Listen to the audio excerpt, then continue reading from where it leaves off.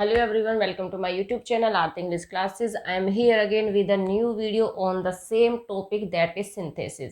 आपको पता ही है कि हमने सिंथेसिस की पूरी सीरीज स्टार्ट की है जिसमें मैं ऑलरेडी सिंपल सेंटेंसेस बनाना, कंपाउंड, ये सारे मैं सिखा चुकी हूँ और कॉम्प्लेक्स सेंटेंसेस में भी मैंने आपको 2 क्लोजेस करा दिए जिसमें noun close and adjective close हम कवर कर चुके हैं। और जैसे कि आप देख ही सकते हैं कि आज हम करने जा रहे हैं एडवर्ब क्लोज। तो चलो टाइम वेस्ट किए बिना स्टार्ट करते हैं आज की वीडियो। नेक्स्ट कंडीशन देखिए, नेक्स्ट कंडीशन है एडवर्ब ऑफ कंडीशन। तो कंडीशन का हिंदी मीनिंग होता है शर्त, यानी कि ऐसे सेंटेंसेस जहां पर शर्त दिखाई जाए और ये बताया जाए कि अगर ऐसा हो, एक सेंटेंस में शर्त आएगी और दूसरे में अगर वो शर्त कंप्लीट हो जाती है तो उसका रिजल्ट क्या होगा ये दिखाया जाएगा उस शर्त में। ठीक है, तो इसमें आपको ये देखना है कि कौन सा ये जो सेंटेंस है जो जिसमें कंडीशन शो की गई है और ये देखना पड़ेगा दूसरे सेंटेंस में कि किसमें उसका रिजल्ट दिखाया गया है। ठीक है, वैसे तो कंडीशनल सेंटेंसेस एक पूरा का पूरा अपने आप में बहुत बड़ा कॉन्सेप्ट है जो मैं ऑलरेडी करा भी चुकी हूँ, क्योंकि कंडीशन जो होती है वो 3 टाइप्स की कंडीशन होती है। एक होती है कंडीशन इन प्रेजेंट, दूसरा होता है कंडीशन इन फ्यूचर, यानी कि प्रेजेंट की कंडीशन होती है अगर तुम मेरे पास आते हो तो मैं तुम्हारी हेल्प करता हूँ। कंडीशन इन फ्यूचर, अगर वह यहाँ आएगा तो मैं ऐसा करूंगा या करूंगी। ठीक है, तो फ्यूचर में होती है। एक कंडीशन होती है पास्ट की, जिसमें इस टाइप के सेंटेंसेस आ जाते हैं, अगर तुम मेरे पास आते तो मैं तुम्हारी सहायता करता। तो ये कंडीशन होगी। एक होती है कंडीशनल इमेजिनरी, जो कभी पूरी ही नहीं हो पाती, जैसे कि अगर मैं पक्षी होता तो आसमान में उड़ता। तो ये अलग अलग टाइप की कंडीशन होती है, बहुत ही बड़ा कॉन्सेप्ट है अपने आप में। इसके ऊपर मैं एक वीडियो ऑलरेडी बना चुकी हूँ। ये यहाँ पे मैं बस थोड़ा ही एक कह सकते हैं कि इतनी मैं यहाँ पे इन्फॉर्मेशन नहीं दे रही हूँ इसके बारे में, क्योंकि बहुत बड़ा कॉन्सेप्ट है। हाँ, मैं डिस्क्रिप्शन बॉक्स में लिंक आपको प्रोवाइड कर दूंगी, तो वो वीडियो आप जाके देख लीजिएगा। तो ये जो एडवर्ब ऑफ कंडीशन है, जो कंडीशनल सेंटेंसेस है, वो और अच्छे से क्लियर हो जाएंगे आपको। तो आप ये देख लीजिए कि वो कौन कौन से कंजंक्शन होते हैं जो कंडीशन को शो करते हैं। पहला कंजंक्शन होता है इफ, जिसका हिंदी का मीनिंग होता है यदि, अगर। अनलेस, अनलेस हम देखिए तो दोनों ऑल्टरनेटिव होते हैं। अगर हम पॉजिटिव सेंटेंस की बात करते हैं तो इफ आ जाता है, और अगर सेंटेंस नेगेटिव होता है तो अनलेस आ जाता है, जिसका मतलब होता है यदि नहीं। इन केस का मीनिंग भी दैट, यदि ही होता है। और प्रोवाइडेड, प्रोवाइडेड के साथ दैट का यूज करते हैं, मैंने यहाँ पे नोट कर दिया है, प्रोवाइडेड दैट, इसका मतलब होता है इस शर्त पर। तो बस यही आपको याद करना है कि इनके जो कंजंक्शन है वो कौन कौन से है और क्या क्या उनका मीनिंग है। तो चलिए एग्जाम्पल के थ्रू हम इनको समझ लेते हैं। सेंटेंस है do not eat too much, ज्यादा मत खाओ। यू विल फॉल इल, तो बीमार पड़ जाओगे। अब देखिए यहाँ पे मना की जा रही है, यानी कि नेगेटिव सेंटेंस है ये। तो क्या करेंगे, यू विल फॉल इल। अब आपको ये देखना है कि कंडीशन कौन से सेंटेंस में है। Do not eat too much, ज्यादा मत खाओ, तो ये कंडीशन है। यू विल फॉल इल, तुम बीमार पड़ जाओगे। ज्यादा मत खाओ, तो कंडीशन किस में दिखाई गई है, इसमें कंडीशन दिखाई गई है कि अगर तुम ज्यादा खाओगे तो क्या हो जाएगा, तो तुम बीमार हो जाओगे। तो इसी सेंटेंस को स्टार्टिंग में रख लेंगे, क्योंकि ये कंडीशनल सेंटेंस है, इसको बाद में लेके जाएंगे। और ऐसा ऐसा कुछ भी नहीं है, अभी मैं दोनों तरीके से आपको समझा दूंगी। तो पहले आप ये इसको प्रिंसिपल क्लोज को उठा लीजिए। यू विल फॉल इल, हमने स्टार्टिंग में रख दिया इसको, you will fall ill if you eat too much, अगर तुम ज्यादा खाओगे। तो डू नॉट हट जाएगा, तो सिंपल सेंटेंस हो जाएगा ये, if you eat too much. और हमेशा याद रखिएगा, अगर सेंस फ्यूचर में जाती है, देखिए दोनों सेंटेंस अगर आपको लग रहा है कि फ्यूचर के हैं, जैसे अगर तुम ज्यादा खाओगे तो ये भी फ्यूचर का है, और सेकेंड तो तुम बीमार पड़ जाओगे तो ये भी फ्यूचर का है।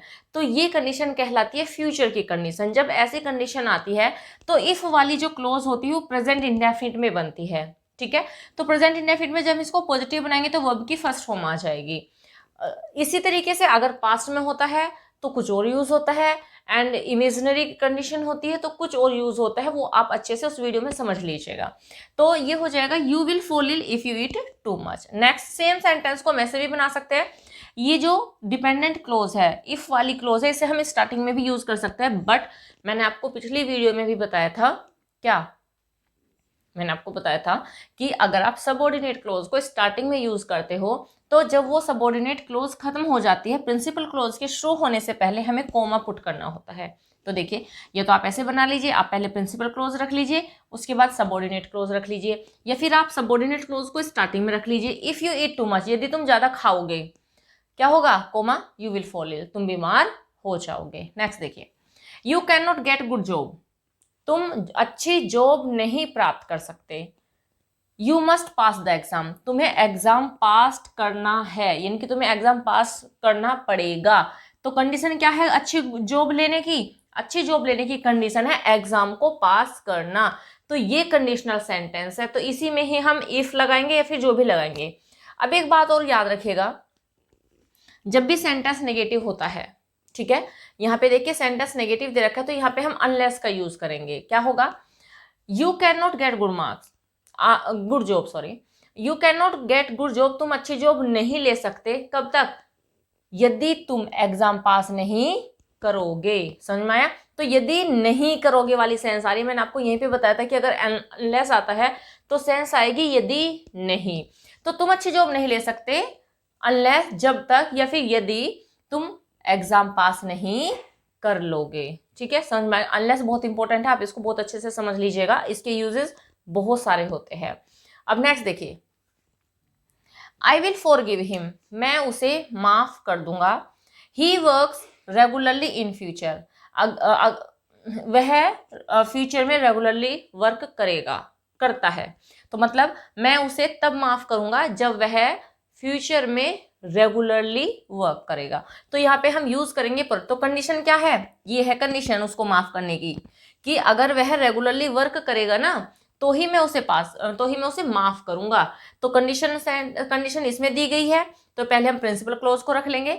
आई विल फॉरगिव हिम, मैं उसे फॉरगिव कर दूंगा, प्रोवाइडेड दैट, बशर्ते, हम इसको बशर्ते भी कह सकते हैं, या फिर इस शर्त पर, किस शर्त पर, that he works regularly in future, अगर वह फ्यूचर में रेगुलरली वर्क करता है या फिर करेगा। तो देखिए ये सारे के सारे एडवर्ब ऑफ कंडीशन थी, होप समझ में आ गया होगा, आपको समझना बहुत जरूरी है, बहुत इंपॉर्टेंट क्लोज है ये, और बहुत अच्छे से आपको समझना चाहिए, क्योंकि हम अपने डेली लाइफ में भी बहुत बार स्पीकिंग करते वक्त, एक दूसरे से कन्वर्सेशन करते वक्त इंग्लिश में इस टाइप के सेंटेंसेस को बहुत बार देखते हैं। ठीक है, तो चलो अब कर लेते हैं नेक्स्ट कंडीशन।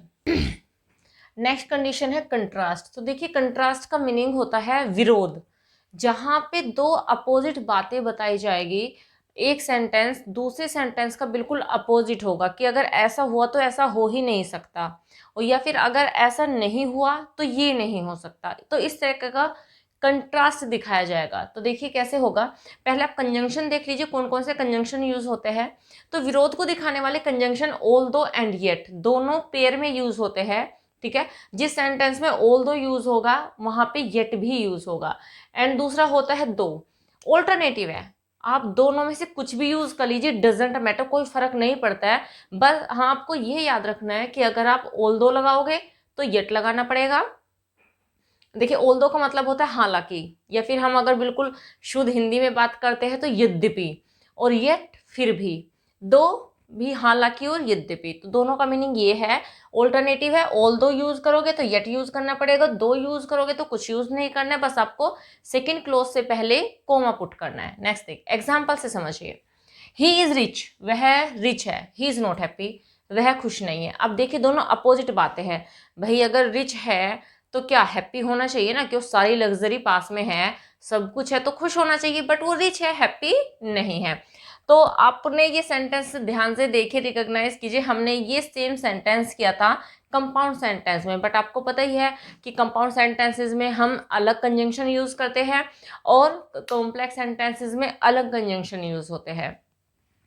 तो यहाँ पे देखिए आप पहले इसको दो से बना लीजिए, दो ही इज रिच, हालांकि वह रिच है, comma he is not happy, वह खुश नहीं है, यद्यपि वह रिच है लेकिन खुश नहीं है। यहाँ पे जो कोमा है इसकी सेंस निकल के आएगी कि, सॉरी लेकिन, तो हालांकि वह क्या है, रिच है बट खुश नहीं है। अब ऑल दो को अगर हम यूज करते हैं तो ऑल दो ही इज रिच, हालांकि वह रिच है, yet he is not happy, फिर भी वह खुश नहीं है। ठीक है, तो आप दोनों तरीके से सेंटेंस को बना सकते हैं, बट अगर आप दो लगाओगे तो आपको कोमा लगाना पड़ेगा इस क्लोज से पहले, और अगर आप ऑल दो यूज करेंगे तो हम यहाँ पे येट से दूसरे क्लोज को ज्वाइन कर देंगे, और यहाँ पे हम कोमा यूज नहीं करेंगे। नेक्स्ट देखिए, तो बस यही होते हैं कंट्रास्ट वाले कंजंक्शन। नेक्स्ट देखिए, कंपैरिजन। अब कंपैरिजन का मतलब होता है तुलना करना, एक दूसरे से तुलना की जाती है इसमें। तो जो तुलना वाले कंजंक्शन होते हैं, जो कंपैरिजन को दिखाते हैं, वो कंजंक्शन होते हैं देन, एज और एज, ये पेयर होता है क्योंकि एडजेक्टिव आएंगे इनमें। अगर आपने डिग्री पढ़ी होगी अच्छे से, ये तो यहाँ पे एक छोटी सी ग्लिम्प है इस टॉपिक की। अगर आप कंपैरिजन में जाएंगे, ये भी अपने आप में एक बहुत वास्ट टॉपिक है, और अगर आपको वो आता है तो आप इन वाले सेंटेंसेस को इजीली समझ भी जाओगे और बना भी दोगे। लेकिन अगर आपको अभी तक डिग्री ऑफ कंपैरिजन नहीं आती, जिसमें पॉजिटिव डिग्री आ जाती है, कंपैरेटिव, सुपरलेटिव, तो अगर आपको ये नहीं आती तो ये आपके लिए थोड़ा सा डिफिकल्ट हो जाएगा और मे बी एग्जाम में भी आप इसको नहीं कर पाओ। तो आपके लिए बेटर है कि आप डिग्री को भी तैयार कर लीजिए, ठीक है। और अगर आपने डिग्री तैयार कर ली तो ये तो ऑटोमेटिकली ही तैयार हो जाएगा।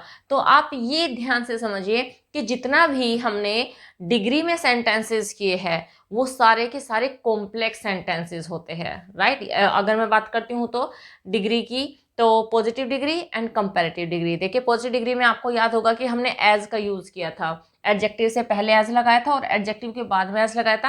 कंपैरेटिव डिग्री में हमने देन का यूज किया था। अगेन पॉजिटिव डिग्री में सो एंड एज का यूज होता है, कहाँ पर अभी बताती हूँ आपको। तो देखिए समझ लीजिए, ये कंजंक्शन एज और एज का यूज करेंगे जहां पे सिमिलैरिटी दिखाई जाएगी। कोई भी दो पर्सन, टू थिंग्स कि जब बीच में सिमिलैरिटी दिखाई जाएगी तब हम एज और एज का यूज करेंगे, एडजेक्टिव से पहले और एडजेक्टिव के बाद में। लेकिन सो एज का यूज हम उन सेंटेंसेस में करेंगे जहां पे डिफरेंस दिखाया जाएगा, यानी कि सेंटेंस अगर नेगेटिव होगा तो तब हम सो एज का यूज करेंगे। एग्जाम्पल से समझिए, आई एम टॉल, मैं लंबा हूं।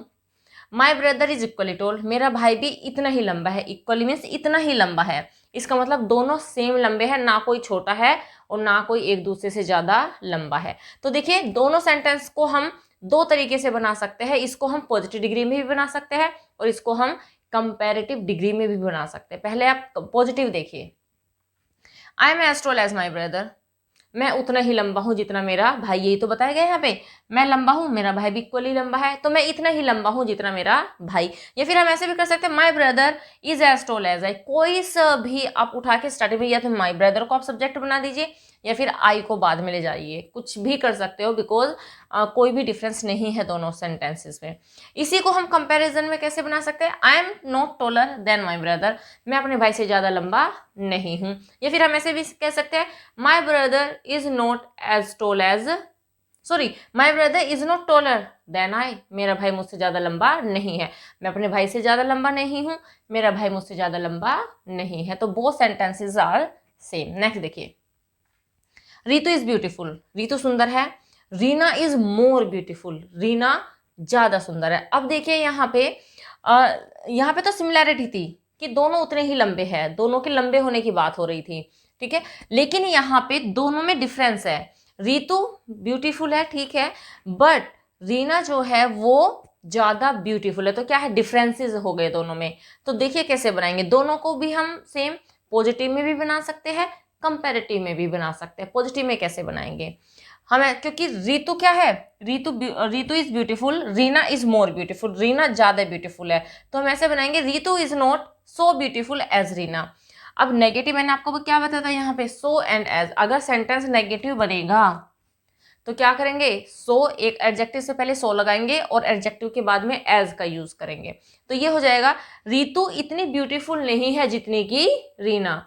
तो हो जाएगा, Ritu is not so beautiful as Reena. अगर हम इसे कंपैरेटिव में बनाएंगे तो ये हो जाएगा, ज्यादा ब्यूटीफुल कौन है, Reena, Reena is more beautiful than रीतु।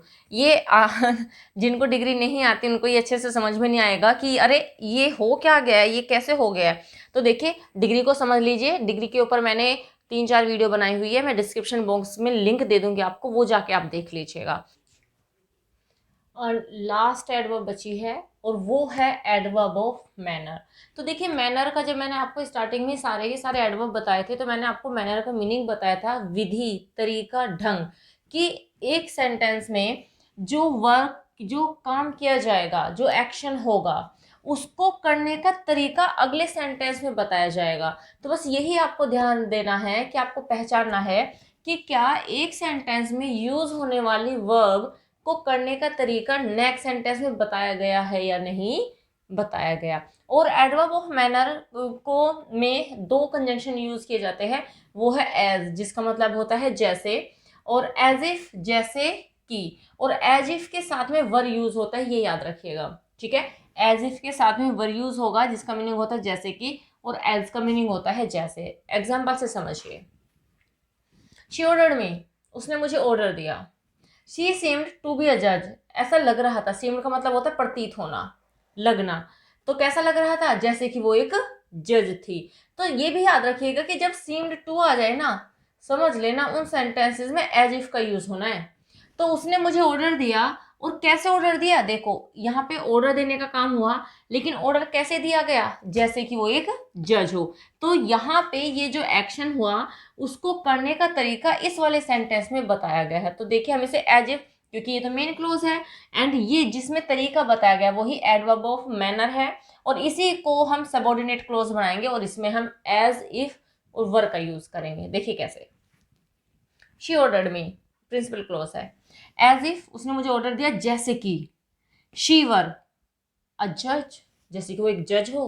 अब आप ये देखिए, ये भी ध्यान देने वाली बात है, मैंने आपको बता ही दिया कि जिन सेंटेंसेस में एज इफ आएगा उसमें वर यूज होगा, राइट। ये बहुत अच्छे से दिमाग में सेट कर लीजिए, वर यूज होना है वहां पे, चाहे सब्जेक्ट सिंगुलर नंबर हो चाहे सब्जेक्ट प्लूरल नंबर हो। अब आपको देखने से लग रहा है अरे शी तो सिंगुलर नंबर है, उसके साथ तो वो आना चाहिए, बट नहीं, यही तो रूल है कि अगर एज इफ आ गया है तो वहां पे वर ही आएगा। ये जो सब्जेक्ट है इससे कोई फर्क नहीं पड़ता कि ये सिंगुलर है या फिर प्लूरल है, ठीक है। और सीम्ड को याद कर लीजिएगा, जिन सेंटेंसेस में सीम या सीम्ड आ जाएगा उनमें एज इफ आएगा ही आएगा, ठीक है।